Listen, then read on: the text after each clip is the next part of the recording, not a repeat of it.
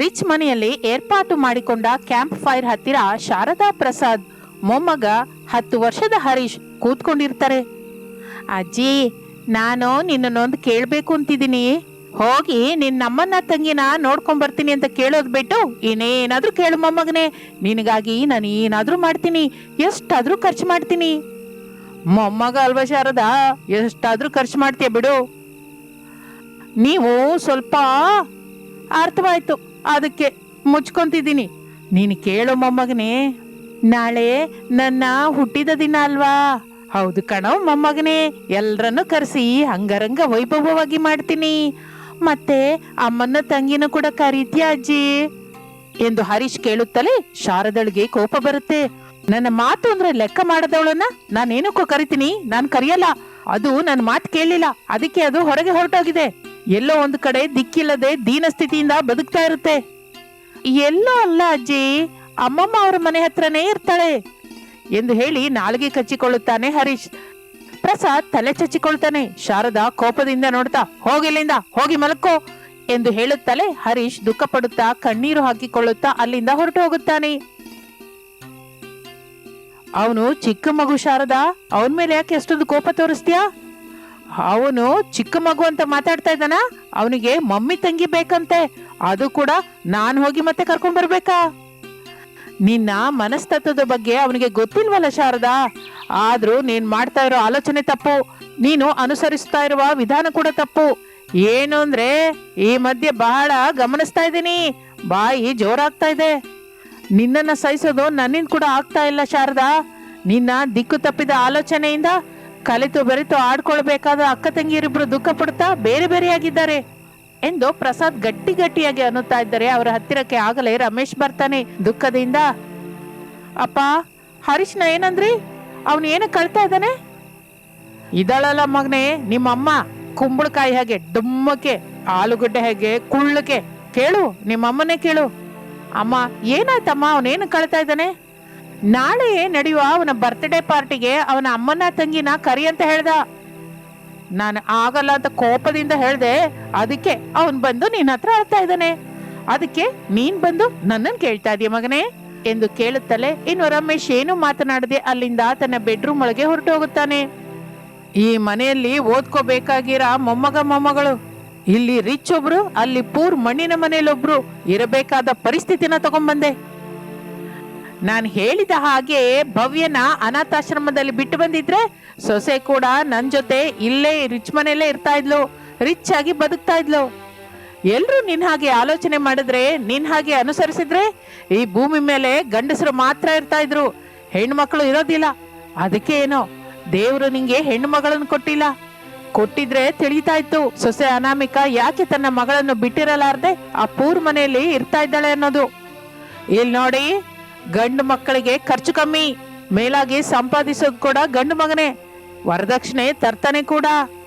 ಅಷ್ಟೇ ಇಲ್ಲ ಶಾರದಾ, ಕರುಣೆ ದಯ ಇಲ್ಲದವನು ಕೂಡ.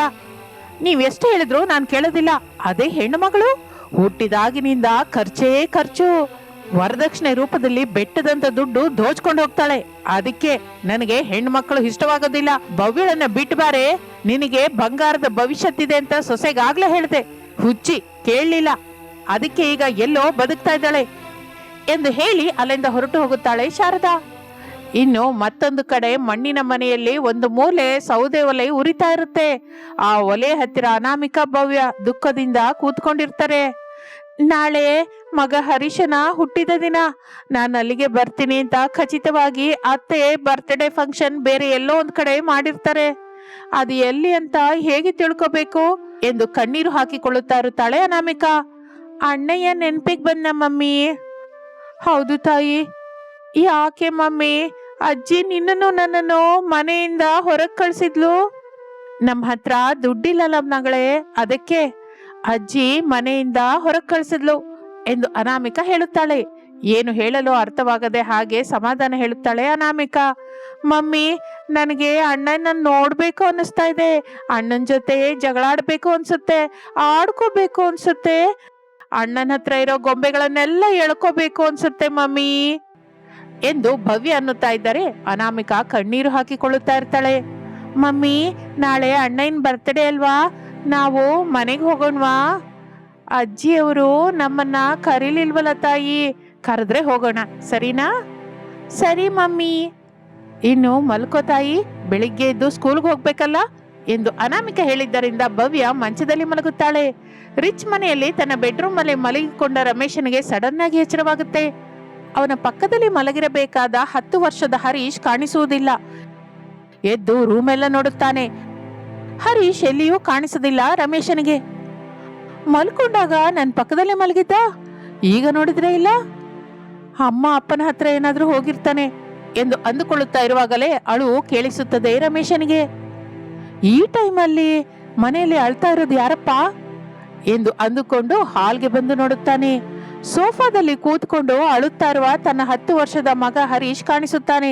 ಗಾಬರಿಯಾಗಿ ಬಂದು ಹರೀಶ್ ಪಕ್ಕದಲ್ಲಿ ಕೂತ್ಕೋತಾನೆ. ಏನಾಯ್ತು ಮಗನೇ, ಯಾಕೆ ಇಲ್ಲಿ ಕೂತ್ಕೊಂಡು ಅಳ್ತಾ ಇದೀಯಾ? ಡ್ಯಾಡಿ, ನಂಗೆ ತಂಗಿ ಬೇಕು, ನಂಗೆ ತಂಗಿನ ನೋಡ್ಬೇಕು ಅನ್ನಿಸ್ತಾ ಇದೆ, ತಂಗಿ ಜೊತೆ ಆಡ್ಕೋಬೇಕು ಅಂತಿದೆ ಎಂದು ಹೇಳುತ್ತಲೇ ರಮೇಶನಿಗೆ ದುಃಖವೆನಿಸುತ್ತದೆ. ಅವನು ಕೂಡ ಕಣ್ಣೀರು ಹಾಕೋತಾನೆ. ನೋಡು ಹರೀಶ್, ನಂಗೆ ಕೂಡ ಭವ್ಯನ ನೋಡ್ಬೇಕು ಅನ್ನಿಸ್ತಾ ಇದೆ, ಅವಳ ಜೊತೆ ಆಡ್ಕೋಬೇಕು ಅನ್ಸುತ್ತೆ.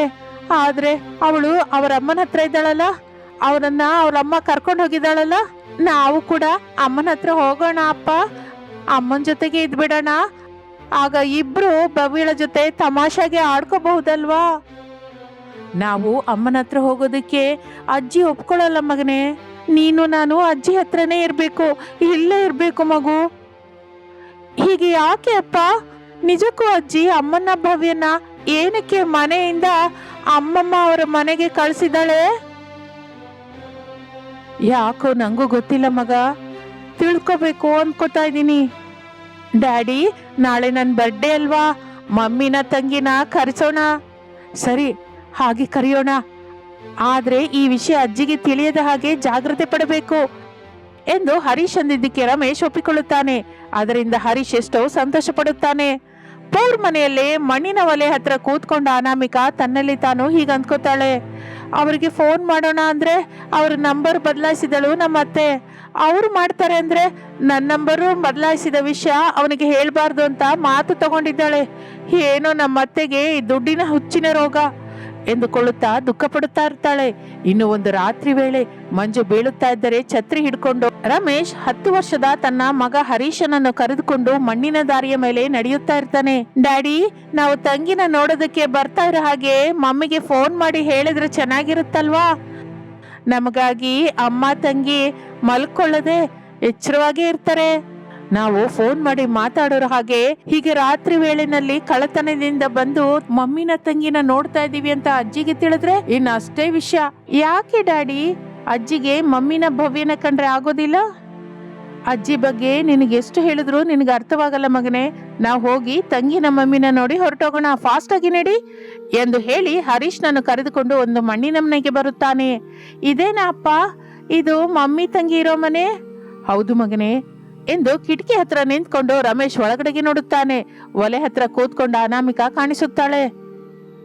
ಅನಾಮಿಕಾ, ಅನಾಮಿಕಾ ಎಂದು ರಮೇಶ್ ಕರೆಯುತ್ತಾನೆ. ಅನಾಮಿಕಾ ಆ ಕರೆ ಕೇಳಿ ಸುತ್ತಲೂ ನೋಡುತ್ತಾಳೆ. ಕಿಟಕಿ ಹತ್ರ ನಿಂತ್ಕೊಂಡ ಗಂಡ ರಮೇಶ್ ಕಾಣಿಸುತ್ತಾನೆ. ಸಂತೋಷ ಪಡುತ್ತಾ ಬಂದು ಬಾಗಿಲು ತೆಗೆಯುತ್ತಾಳೆ. ರಮೇಶ್, ಹರೀಶ್ ಒಳಗಡೆಗೆ ಬರುತ್ತಾರೆ. ಸಂತೋಷದಿಂದ ಮಾತನಾಡಿಕೊಳ್ಳುತ್ತಾರೆ. ಇನ್ನು ತಲೆಗೆ ಕಟ್ಟು ಕಟ್ಟಿಕೊಂಡು ಹಾಸ್ಪಿಟಲ್ ಬೆಡ್ ಮೇಲೆ ಮಲ್ಕೊಂಡಿರುವ ಶಾರದಾ ಕಣ್ಣು ತೆಗೆಯುತ್ತಾಳೆ. ಪಕ್ಕದಲ್ಲೇ ಇರುವ ಡಾಕ್ಟರ್ ಅನ್ನು ಬೆಡ್ ಮೇಲೆ ಕೂತ್ಕೊಂಡ ಭವ್ಯಳನ್ನು ನೋಡುತ್ತಾಳೆ. ಆಗ ಶಾರದ ಕೋಪದಿಂದ, ಡಾಕ್ಟರ್, ಇದ್ದಕ್ಕಿದ್ದ ಹಾಗೆ ಇವಳು ಇಲ್ಲಿಂದ ಹೋಗು ಅಂತ ಹೇಳಿ. ಅದು ಇಲ್ಲಿರೋದು ನನಗಿಷ್ಟವಿಲ್ಲ, ನನಗೆ ಕೋಪ ಬರುತ್ತೆ. ನೀವು ಈ ದಿನ ಪ್ರಾಣದಿಂದ ಇದ್ದೀರಾ ಅಂದ್ರೆ ಅದಕ್ಕೆ ಕಾರಣ ಈ ಹುಡುಗಿನೇ ರೀ. ಏನ್ ಡಾಕ್ಟ್ರೆ ನೀವ್ ಹೇಳೋದು ಎಂದು ಕೇಳುತ್ತಾ ಇರುವಾಗ ಪ್ರಸಾದ್ ಶಾರದಳ ಹತ್ತಿರ ಬರ್ತಾನೆ. ನಡೆದ ವಿಷಯವೆಲ್ಲ ಹೇಳುತ್ತಾನೆ. ಶಾರದಾ ಸ್ವಲ್ಪ ಸ್ರವಿಸುತ್ತಾಳೆ. ಇಷ್ಟರಲ್ಲಿ ರಮೇಶ್, ಅನಾಮಿಕಾ ಅಲ್ಲಿಗೆ ಬರುತ್ತಾರೆ. ಶಾರದಳನ್ನು ನೋಡಿ ಮಾತನಾಡುತ್ತಾರೆ. ನನ್ನನ್ನು ಕ್ಷಮಿಸು ಸೊಸೆ, ನನ್ನ ತಪ್ಪನ್ನ ನಾನು ತಿಳ್ಕೊಂಡೆ, ಇನ್ನು ನಮ್ಮ ಮನೆಗೆ ಬಂದ್ಬಿಡಿ ಅಮ್ಮ ಎಂದು ಹೇಳಿದ್ದರಿಂದ ಅನಾಮಿಕಾ, ರಮೇಶ್ ಸಂತೋಷ ಪಡುತ್ತಾರೆ. ಶಾರದಾಳನ್ನು ಕರ್ಕೊಂಡು ಮನೆಗೆ ಬರ್ತಾರೆ. ರಿಚ್ ಮನೆಯಲ್ಲಿ ಬಹಳ ಗ್ರ್ಯಾಂಡ್ ಆಗಿ ಹರೀಶ್ ಬರ್ತ್ಡೇ ಮಾಡುತ್ತಾರೆ.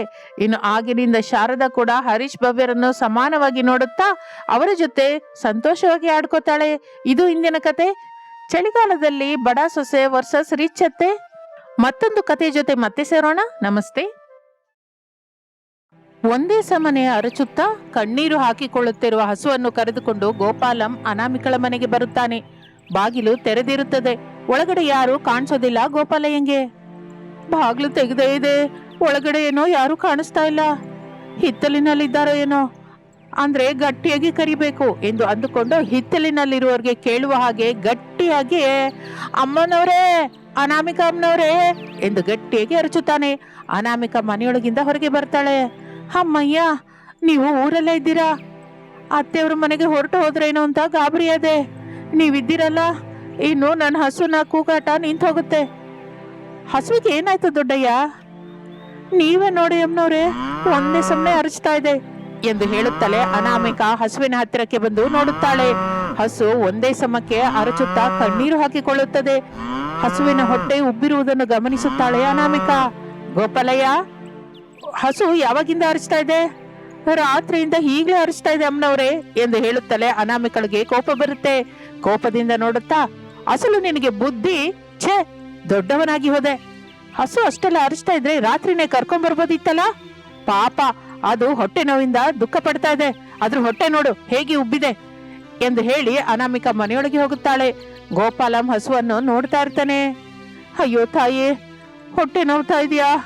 ಹಸುವೆ ಆಗಿದೆ ಅಂತ ಅರಚ್ತಾ ಇದೆಯಾ ಅಂತ ಹಸಿರು ಹುಲ್ಲು ಹಾಕದೆ, ಆದ್ರೂ ಅರಚಿದೆ. ನೀರ್ ಕೊಟ್ಟೆ, ಆದ್ರೂ ಅರಚಿದೆ. ಆ ಅರಚಾಟ ಹೊಟ್ಟೆ ನೋವು ಅಂತ ಅರ್ಥ ಮಾಡ್ಕೊಳ್ದೆ ಹೋದೆ. ನನ್ನನ್ನು ಕ್ಷಮಿಸು ತಾಯಿ ಎಂದು ಹೇಳಿ ಹಸುವಿನ ಕಣ್ಣೀರನ್ನು ಒರೆಸುತ್ತಾನೆ.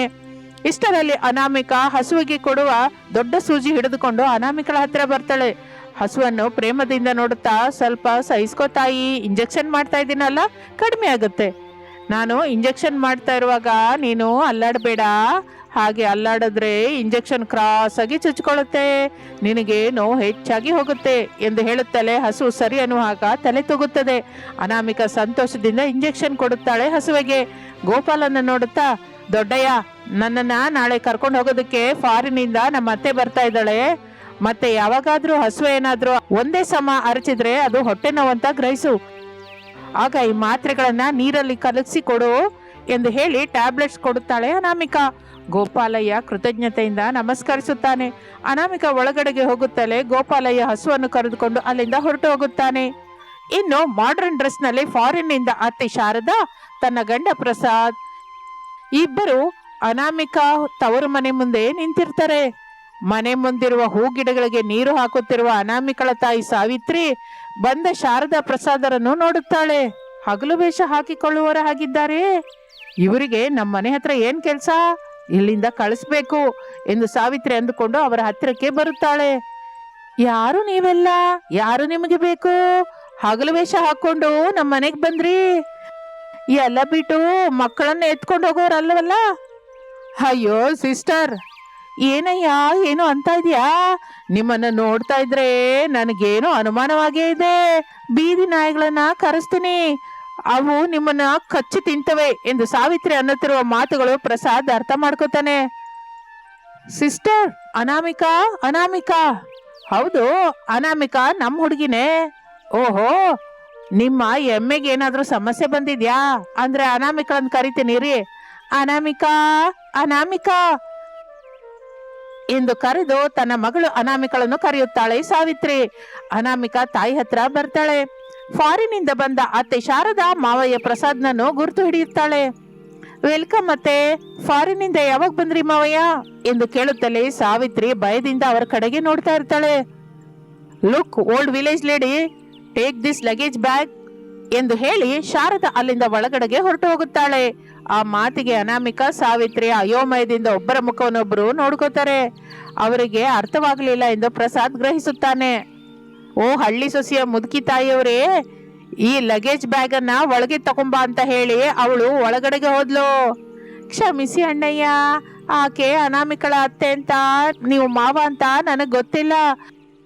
ಅಳಿಯ ರಮೇಶು ಹುಡುಗಿನ ಮದುವೆ ಮಾಡ್ಕೊಳ್ಳುವಾಗ ನೀವು ಬಂದಿಲ್ವಲ್ಲ, ಅದಕ್ಕೆ ಗುರುತು ಹಿಡಿಯಲಿಲ್ಲ, ತಪ್ಪಾಗಿ ಅನ್ಕೋಬೇಡಿ.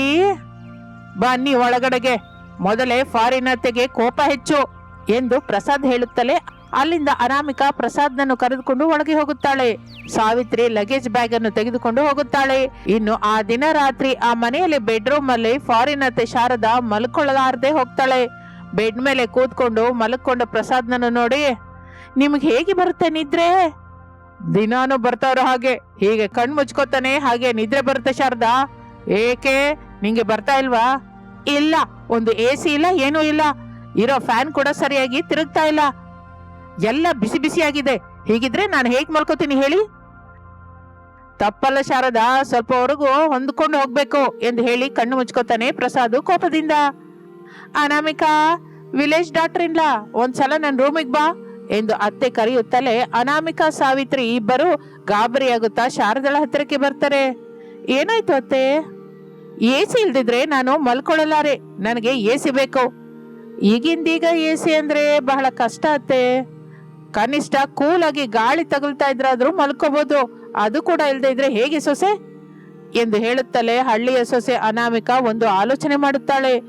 ಏನೋ ಐಡಿಯಾ ಬಂದ ಹಾಗೆ ಸಂತೋಷದಿಂದ ಮುಖವಿಟ್ಟು, ಅತ್ತೆ ನೀವು ಹಾಗೆ ಬೆಡ್ ಮೇಲೆ ಹೋಗಿ ಮಲ್ಕೊಳ್ಳಿ, ನಾನು ಹೀಗೆ ಹೋಗಿ ನಿಮಗೆ ಕೂಲ್ ಆಗಿ ಗಾಳಿ ತಗುಲು ಹಾಗೆ ಏರ್ಪಾಟು ಮಾಡ್ತೀನಿ ಎಂದು ಹೇಳಿ ಅನಾಮಿಕಾ ರೂಮಿಂದ ಹೊರಟು ಹೋಗುತ್ತಾಳೆ.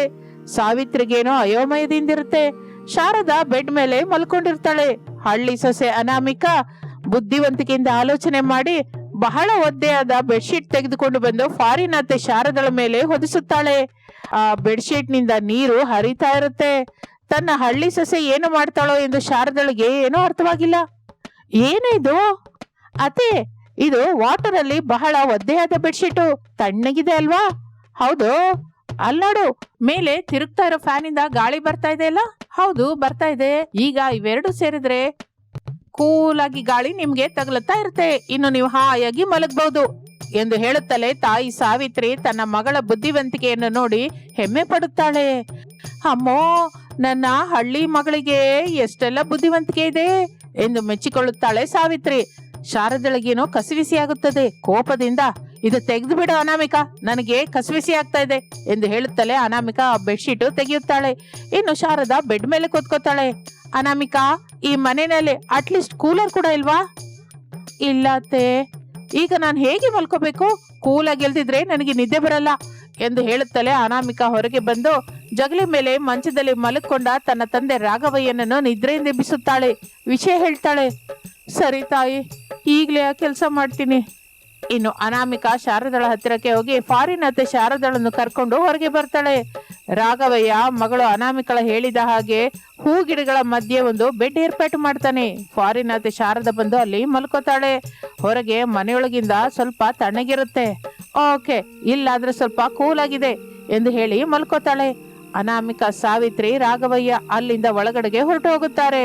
ಫಾರಿನ್ ಅತ್ತೆ ಶಾರದಾ ಹೊರಗೆ ಹೂಗಿಡಗಳ ಮಧ್ಯೆ ಹಾಯಾಗಿ ಮಲಗಿರ್ತಾಳೆ. ಒಂದು ರಾತ್ರಿ ಹೊತ್ತಿನಲ್ಲಿ ಬಹಳ ಚಳಿಯಾಗಿದ್ದುದರಿಂದ ಶಾರದಾ ನಿದ್ರೆಯಿಂದೆದ್ದು ನೋಡ್ತಾಳೆ. ಅವಳ ಪಕ್ಕದಲ್ಲಿ ಯಾರೂ ಇಲ್ಲ. ಗಾಬರಿಯಾಗುತ್ತಾ ಇದ್ದು ಸುತ್ತಲೂ ನೋಡುತ್ತಾಳೆ. ಊರೆಲ್ಲ ಪ್ರಶಾಂತವಾಗಿ ಮಲಗಿರುತ್ತೆ. ಸ್ವಲ್ಪ ದೂರದಲ್ಲಿ ಸೈಕಲ್ ತುಳಿಯುತ್ತಾ ಗೋಪಾಲಯ್ಯ ಹೊಲದ ಹತ್ರ ಹೋಗ್ತಾ ಇರ್ತಾನೆ. ಇದೇನೋ ಸೈಕಲ್ ಘೋಸ್ಟ್ ಆಗಿದೆ, ಅಮ್ಮ ಎಂದು ಭಯಪಡುತ್ತಾ ಬಾಗಿಲ ಹತ್ತಿರಕ್ಕೆ ಬಂದು ದಬ ದಬ ಬಾಗಿಲು ಹೊಡಿತಾ ಇರ್ತಾಳೆ ಶಾರದಾ. ಅನಾಮಿಕಾ ಬಾಗಿಲು ತೆಗಿತಾಳೆ. ಅನಾಮಿಕಾ, ಸೈಕಲ್ ಗೋಸ್ಟೇ ಎಂದು ಅರಚಿ ಭಯದಿಂದ ಒಳಗಡೆಗೆ ಹೊರಟು ಹೋಗುತ್ತಾಳೆ. ಸೈಕಲ್ ತುಳಿಯುತ್ತಾ ಹೋಗುತ್ತಾ ಇರುವ ಗೋಪಾಲಯ್ಯ ಪೆದ್ದಯ್ಯನನ್ನು ನೋಡಿ ಅನಾಮಿಕಾ ನಗುತ್ತಾಳೆ. ಬೆಡ್ ಮೇಲೆ ಮಲ್ಕೊಂಡ ಫಾರಿನ್ ಅತ್ತೆ ಶಾರದಳಿಗೆ ಬಹಳ ಜ್ವರ ಬರುತ್ತದೆ. ಸೊಸೆ, ನಿನ್ನ ಫಾರಿನ್ ಅತ್ತೆಗೆ ಬಹಳ ಫೀವರ್ ಆಗಿದೆ, ಡಾಕ್ಟರ್ನ ಕರೆಸಿ. ಹಾಗೆ ಮಾವಯ್ಯ. ಅಪ್ಪ, ಊರಲ್ಲಿ ಡಾಕ್ಟರ್ ಇಲ್ಲ ತಾಯಿ, ಪಟ್ನಕ್ಕೆ ಹೋಗಿದಾರಂತೆ. ಈಗ ಹೇಗೆ ಅಪ್ಪ? ನೀನು ಡಾಕ್ಟ್ರೇ ಅಲ್ವಾ ಮಗಳೇ, ನೀನೇ ನೋಡು. ಏನು, ನಮ್ಮ ಹಳ್ಳಿ ಸೊಸೆ ಡಾಕ್ಟ್ರಾ? ಮಾಮೂಲಿ ಡಾಕ್ಟರ್ ಅಲ್ಲ ಭಾವನವರೇ, ಪಶುಗಳ ಡಾಕ್ಟ್ರು. ಅನಾಮಿಕಾ, ನೀನ್ ಹೋಗೆ, ಫಾರಿನ್ ಅತ್ತಿಗೆಯವರು ಜ್ವರದಿಂದ ಒದ್ದಾಡ್ತಾ ಇದ್ದಾರೆ ಎಂದು ತಾಯಿ ಹೇಳುತ್ತಲೇ ಅನಾಮಿಕಾ ಅಲ್ಲಿಂದ ಶಾರದಳ ಹತ್ತಿರಕ್ಕೆ ಹೋಗುತ್ತಾಳೆ. ಆಹಾ ಶಾರದಾ, ಲಕ್ ಅಂದ್ರೆ ನಿಂದೆ ಕಣೆ ಎಲ್ಲ ಫಾರಿನಿಂದ ಈ ಹಳ್ಳಿಗೆ ಬಂದೆ. ಪಶುಗಳ ಡಾಕ್ಟರ್ ಆದ ನಮ್ಮ ಹಳ್ಳಿ ಸೊಸೆ ಕೈಯಲ್ಲಿ ಇಂಜೆಕ್ಷನ್ ಹಾಕಿಸ್ಕೊತಾ ಇದೆಯಾ ಎಂದು ಪ್ರಸಾದ್ ಅನ್ನುತ್ತಾ ಇರುವಾಗ ಹಳ್ಳಿ ಸೊಸೆ ಅನಾಮಿಕಾ ಪಶುಗಳಿಗೆ ಕೊಡುವ ಒಂದು ದೊಡ್ಡ ಇಂಜೆಕ್ಷನ್ ತೆಗೆದುಕೊಂಡು ಶಾರದಾಳ ಹತ್ತಿರಕ್ಕೆ ಬರುತ್ತಾಳೆ. ಅಷ್ಟೇ, ಶಾರದಾ ಇಂಜೆಕ್ಷನ್ ನೋಡಿ ಗಾಬರಿಯಾಗಿ ಬಿಡ್ತಾಳೆ. ಸಡನ್ ಆಗಿ ಎದ್ದು ನಿಂತ್ಕೊಂಡು, ನನಗೆ ಎಂತಹ ಜ್ವರನೂ ಇಲ್ಲ, ನಾನು ಚೆನ್ನಾಗೇ ಇದ್ದೀನಿ, ನೀನು ಬಟ್ಟೆಗಳು ಜೋಡಿಸು, ನಾವು ಹೊರಟು ಹೋಗೋಣ. ಇಲ್ಲ ಶಾರದಾ, ಮತ್ತೆ ನಿಂಗೆ ಜ್ವರ ಬರುವ ಅವಕಾಶವಿರುತ್ತೆ, ನೀನು ಇಂಜೆಕ್ಷನ್ ತಗೊಳ್ಳೇಬೇಕು ಎಂದು ಹೇಳಿ ಪ್ರಸಾದ್ ಶಾರದಾಳನ್ನು ಗಟ್ಟಿಯಾಗಿ ಹಿಡ್ಕೊತಾನೆ. ಅನಾಮಿಕಾ ಇಂಜೆಕ್ಷನ್ ಕೊಡ್ತಾಳೆ. ಅಷ್ಟೇ, ಶಾರದಾ ತಲೆ ತಿರುಗಿ ಬಿದ್ದು ಹೋಗುತ್ತಾಳೆ. ಒಂದೆರಡು ದಿನದ ನಂತರ ಹಳ್ಳಿ ಸೊಸೆ ಅನಾಮಿಕಾ ಫಾರಿನ್ ಅತ್ತೆ ಮಾವಂದಿರ ಜೊತೆ ಸೇರಿ ಸಂಸಾರಕ್ಕೆ ಹೊರಟು ಹೋಗುತ್ತಾಳೆ. ಇದು ಇಂದಿನ ಕತೆ. ಮತ್ತೊಂದು ಆಸಕ್ತಿಕರವಾದ ಕತೆ ಜೊತೆ ಮತ್ತೆ ಸೇರೋಣ. ನಮಸ್ತೆ.